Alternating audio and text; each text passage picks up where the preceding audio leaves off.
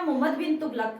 तो मोहम्मद बिन तुगलक का जो सामान्य परिचय है और उसकी जो नीतियां है वो हमने पिछली कक्षा में डिस्कस कर ली।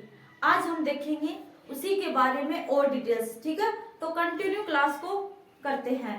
तो मैंने बताया था कि मोहम्मद बिन तुगलक को इतिहासकार है वो पागल क्यों कहते हैं, तो उसके पीछे है वो उसकी नीतियां थी। वो जो भी करता हो जाता उल्टा। तो उसमें पहली जो नीति थी वो थी दोआब क्षेत्र में कर में वृद्धि की थी उसने। तो जिसके कारण जो किसान वर्ग है वो असंतुष्ट था, क्योंकि भाई उसी साल है वो अकाल पड़ गया। दूसरा था राजधानी स्थानांतरण। तो दिल्ली से दौलताबाद राजधानी ले गया।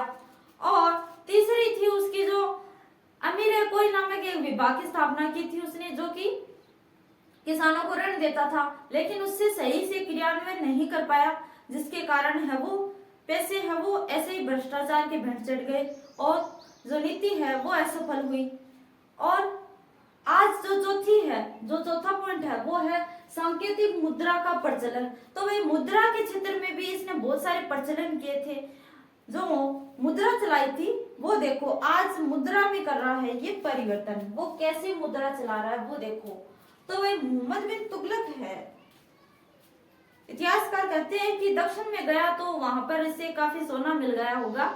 इसी कारण इसके मन में आया कि अब जो सोने की मुद्रा तो पहले से प्रचलित थी, बट क्या हुआ कि इसने जो भारी भरकम सोने का जो सिक्का है वो चलाया।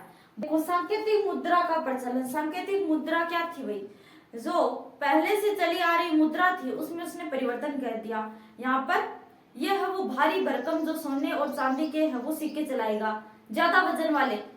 मुद्रा पहले से प्रचलित थी हालांकि, बट इसने क्या किया, जो सोने और चांदी के है वो भारी सिक्के चलाए, उनके वजन में है वो वृद्धि कर दी। इतिहासकार कहते हैं कि इसे हो सकता है कि दक्षिण से बहुत ज्यादा सोना चांदी मिल गया होगा, जिसके कारण सुल्तान ने है वो जो सिक्के हैं उनको और ज्यादा भारी कर दिया। अब इसने सिक्के तो चला दिए सोने और चांदी के अधिक वजन वाले, बट क्या हुआ कि धीरे धीरे है वो राजकोष है वो खाली हो गया। और फिर इसने क्या किया कि जो सोने और चांदी जब खत्म हो गया तो फिर इसने है वो तांबे और जो पित्तल है उसके सिक्के चलाए। तांबे और पित्तल के तो चलाए, बट क्या हुआ, यहाँ पर जो जनता है उनको आसानी से है वो तांबा और पित्तल उनके घरों में उपलब्ध होता था, जिसके कारण वो जो जनता है वो भी बनाने लग गई घर पे अपने तांबे और जो पित्तल के है वो सिक्के। अब इसकी जो सारी नीतियां है वो असफल सिद्ध होती दिख रही है हमें। तो भाई सुल्तान को नुकसान ही नुकसान हो रहा है चारों तरफ से। तो यहाँ पर उसकी दूरदर्शिता का अभाव हो सकता है। सलाहकार ले लेते, इतनी बड़ी मुद्रा चलाने से पहले अगर सलाहकार की राय लेते तो अच्छा होता।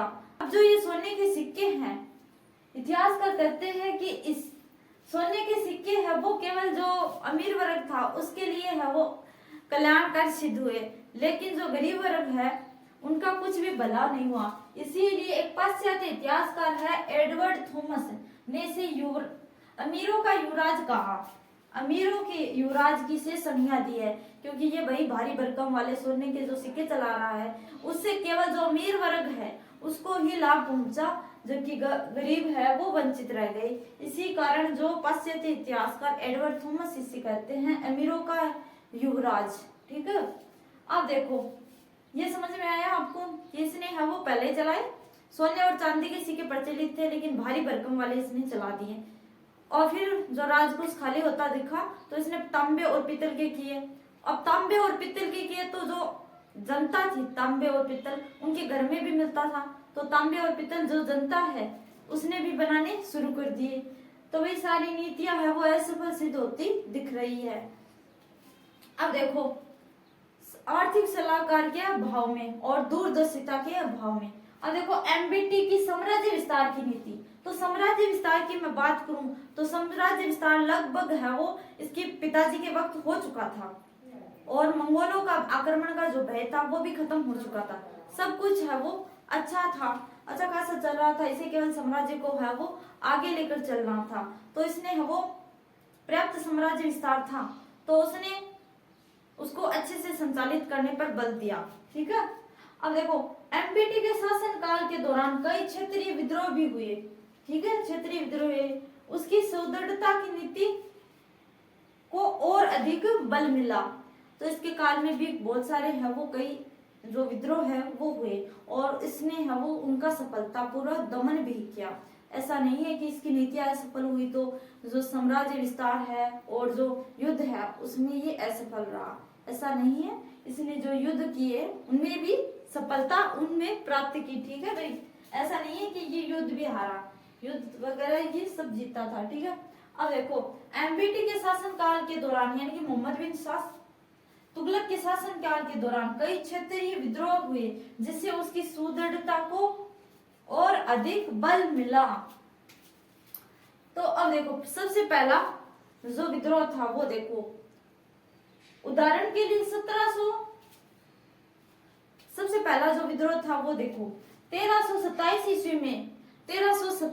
ईस्वी में बहाउद्दीन गुरसासे ने दक्कन के गुलबर्ग के क्षेत्र के संदर्भ में सल्तनत की जो सहप्रभुता थी उसको मानने से इनकार कर दिया। तो भाई 1327 ईस्वी में जो दक्कन गुलबर्ग का एक राजा था जिसका नाम था बहाउद्दीन गुरसासे, इसने है वो सल्तनत की जो अधीनता है वो मानने से इनकार कर दिया। तो इसने क्या किया, उसका सफलतापूर्वक दमन किया और यहाँ पे ये सफल भी रहा इस विद्रोह को दबाने में। बहाउद्दीन गुरसासे ने दक्कन का जो गुलबर्ग के क्षेत्र के संदर्भ में है वो मानने से इनकार कर दिया कि हम भाई आपकी जो सल्तनत है दिल्ली सल्तनत उसकी जो अधीनता है वो स्वीकार नहीं करेंगे, तो उसका इसने दमन किया था। नेक्स्ट देखो, तो वे देखो 1328 में सिंध तथा मुल्तान के जागीरदार था एक आइवा खान जिसका दूसरा नाम था किसलू खां के विद्रोह को एमपीटी ने दबाया था। ठीक है, अब देखो नेक्स्ट 1340 में अवध के सूबेदार जिसका नाम था एन्नर मुल्क के विद्रोह को भी एमपीटी ने समाप्त किया। तो यानी कि ये भले ही जो नीतियां है इसकी असफल रही लेकिन युद्ध है वो असफल नहीं हुए। इसके अलावा जो सिंध तथा मुल्तान के विद्रोही शासक अफगान को भी इसने अंत किया था और जो होयसल मदुरा है उसके भी शासक को इसने वो समाप्त किया था। अब देखो 1351 में गुजरात का विद्रोह है ये अंतिम सिद्ध हुआ। इस विद्रोह में क्या हुआ कि ये सफल हो गया, इस विद्रोह को भी दबाने में ये सफल हुआ।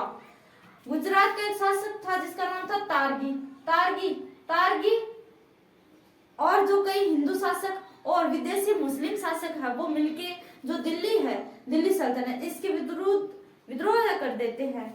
तो इसका है इसने वो सफलतापूर्वक दमन किया और इस 1351 वाला इसका वो अंतिम विद्रोह था।